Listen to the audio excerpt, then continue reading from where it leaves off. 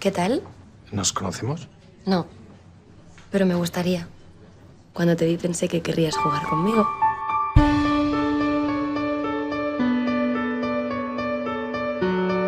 Nos comunican que se ha declarado un incendio de dimensiones descomunales en el Hotel Corona de Aragón. El Hotel Corona de Aragón.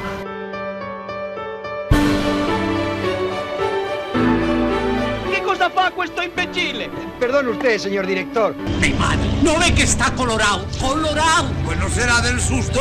Ya no te acordabas más de aquello que habías dado de entrada, sino de lo feliz que salías.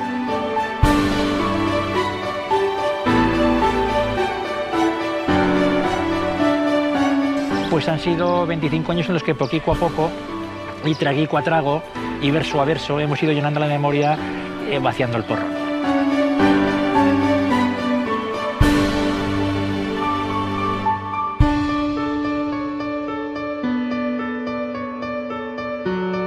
María Moliner supo que el libro es una puerta abierta al infinito.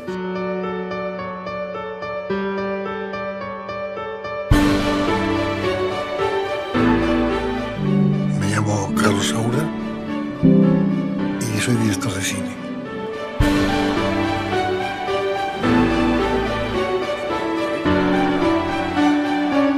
¡Vamos a robar la Kitty de Montparnasse!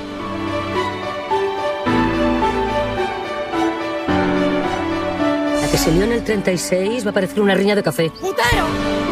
Buenas tardes. ¿Qué? Buenas tardes. He recibido esto.